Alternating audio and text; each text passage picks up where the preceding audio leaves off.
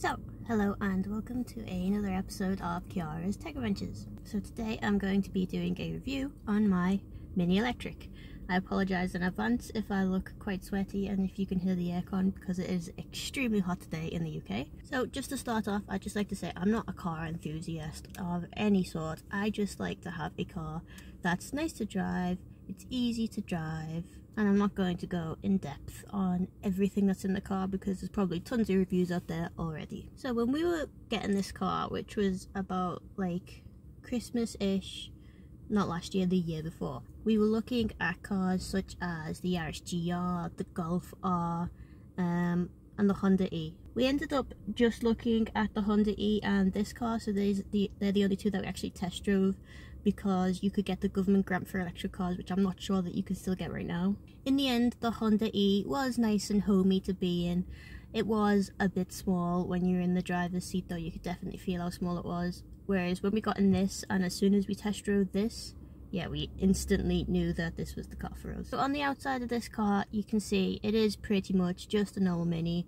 You wouldn't be able to tell that this was electric apart from the rims that we've got, but you can actually choose the normal Mini rims on this car as well. So up front in this car, you've pretty much got all your normal buttons that you'd find in a normal Mini, but we also have a heads-up display there, which we got because this is a level 3, which is like got basically everything included, and we also get this sunroof which opens. So the handling of this car makes it kind of feel like a go-kart, and it is really sporty, so it kind of makes it feel like this is a hot hatch but electric. So you can actually change the steering modes between like sport, mid and green, which is like eco and green plus. But let's be honest, if you're buying this car, you're pretty much going to keep it in sport and mid. That'll mostly be because you pretty much only get this car because you like the way it drives. Otherwise, you probably get a more practical car. So that's not to say that this car isn't practical. It does have 4 seats. I'll put the seats up in a sec. But it does only have 2 doors.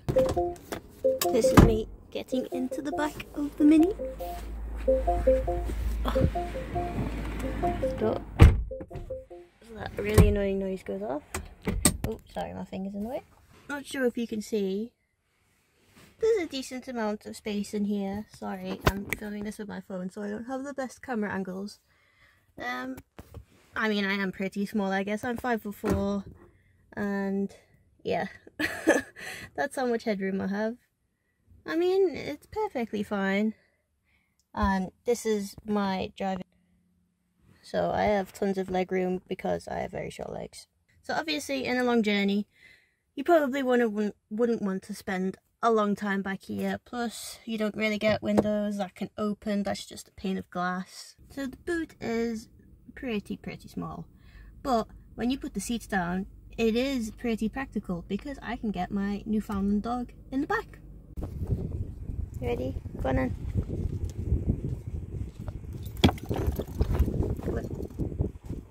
Go on, lie down. Need to tuck his tail in.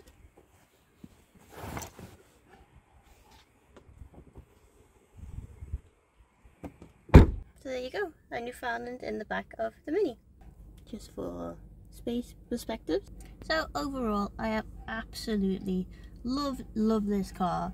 It really made me love driving because I really used to hate driving in our manual Fiesta. But with this, you really do get some great acceleration and you can get into spaces that most people wouldn't even dare of getting into.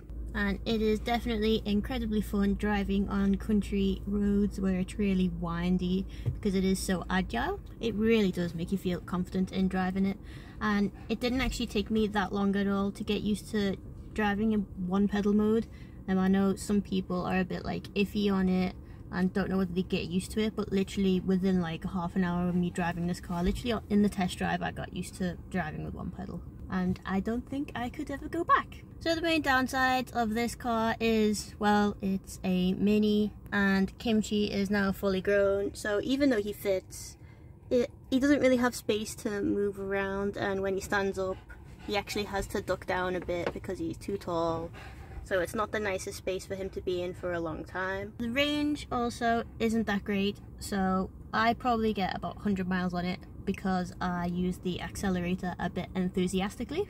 which has been completely fine because our commute is 10 miles each way, which isn't that bad. The furthest we generally go is like a 30-mile round trip, but now we kind of do want to go like hiking and stuff, which would be like over 100-mile round trip, and it's not exactly nice to do it in this small of a car if we're taking more people, and also you have to have more charging stops added in there as well.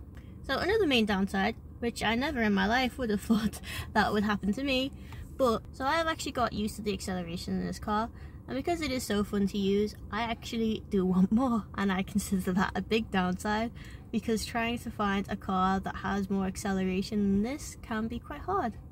But the reason why I'm doing this review now, I should have done this a while ago to be honest, but we do have a new car coming next week, which is our Tesla Model Y. So it does tick all of the boxes of what we want, but hopefully I get used to it, because I really do love driving small agile cars, and that is the complete opposite. But because the used market's crazy, we've pretty much got the same value of this that we paid for it 2 years ago as trade-in, so I can't really complain. But I'll be doing a review on the Tesla Model Y once I've drove it around enough and collected my thoughts. So if you like this video, give it a like. If you want to see more videos like this, give me a subscribe, and I will see you guys next time.